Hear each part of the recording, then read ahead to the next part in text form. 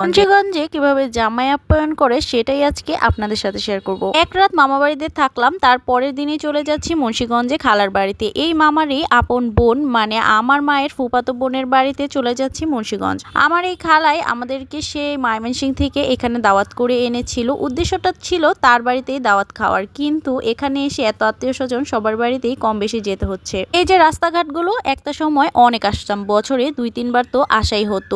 অনেক সুন্দর সুন্দর সময় কেটেছে এই মুন্সিগঞ্জে। তো যাওয়ার সময় কিছু আর দই নিয়ে নিয়েছি, আর এই তো আমার খালার বাড়িতে চলে এসেছি। এখানে এসে তো দেখি বিড়াল, আর আমার ছেলে তো বিড়াল এত বেশি পছন্দ করে, বিড়ালকে একদম জ্বালায় ফেলছে। আমার খালার বাড়িতে এসে আসার পরে আমার খালা আমাদেরকে কিছু নাস্তা দিল, মিষ্টি, তারপরে হচ্ছে সেমাই। এই সেমাইটা নাকি আমার খালু বিদেশ থেকে এনেছে। দেখতে স্থানীয় সেমাইয়ের মতো হলেও এটা নাকি চালের সেমাই, ভাত থেকে বানানো হয়। সেমাইটা খেতে এত বেশি মজা হয়েছিল যে আমি পুরো এক বাটি খেয়েছি। সাথে আমার খালাদের গাছের পেঁপেও দিয়েছিল। এই পেঁপে আমি তেমন পছন্দ করি না, কিন্তু আমার মা অনেকগুলো পেঁপে খেয়েছে। আর এদিকে তো আমার ছেলে এত খুশি, ও গ্রামে এসে খুব খুশি হয়েছে, কারণ ওর দাদার বাড়িতে ও তেমন মাটি বালু পায় না, বড় উঠান পায় না। আর এদিকে দেখলাম আমার খালাতো বোন ও এখানে কয়েন প্ল্যান্টের একদম বাগান করে ফেলছে, এত কয়েন প্ল্যান্ট। খালা এদিকে দুপুরের আয়োজন করছিল। আজকে রান্না করবে হলো গরুর মাংস, চিংড়ি মাছ দিয়ে, করলা দিয়ে, তারপরে এটা হচ্ছে শিং মাছের ডিম দিয়ে, এটা একটা কেমন বড়া জানি, এটা করছিল। তারপরে হচ্ছে একদম বিলের কই মাছ, অনেক আইটেম রান্না করেছে।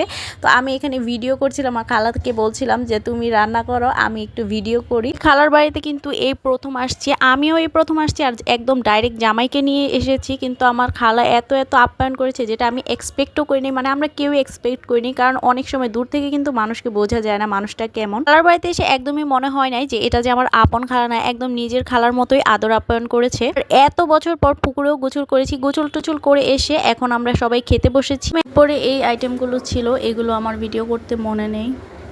আমার জামাই, আমার ভাই, আমার বাবা, ওরা সবাই পুরুষ মানুষেরা খেয়েছে, আমার খালু। এখন আমরা মেয়েরা বসেছি, প্রায় আগেই খেয়ে ফেলেছে, সেজন্য আমি তেমন ভিডিও করতে পারিনি। আর প্রত্যেকটা অনেক অনেক বেশি মজা হয়েছিল। আমার খালার হাতের রান্না কিন্তু অনেক বেশি মজা। খাওয়া দাওয়া করে রেস্ট নিয়ে ভাগ্নির বাড়িতে এসেছি, তারপরে এসেছি আমার মায়ের মামা বাড়িতে। এই বাড়িতে আমার শৈশবের অনেকটা সময় কেটেছে, এই বাড়িটাতেই আসা হতো, কিন্তু এখন আমার বড় মা বড় আব্বা নেই বেঁচে, তেমন আসা হয় নাই। ভাই অনেক জোর করছিল থাকার জন্য, কিন্তু আমরা যেহেতু অনেক কম সময় নিয়ে এসেছি সেজন্য থাকতে পারি না। ভাই একদম আমাদেরকে বাসা পর্যন্ত পৌঁছে দেয়। আর আসার পর আমার খালা এই ড্রিঙ্কসটা দিয়েছে, এই ড্রিঙ্কসটা নাকি জবা ফুলের ড্রিঙ্কস। আর রাতে ইলিশ মাছ রান্না করেছিল, স্পেশালি ইলিশ মাছটা আমার জামাইয়ের জন্য এনেছে।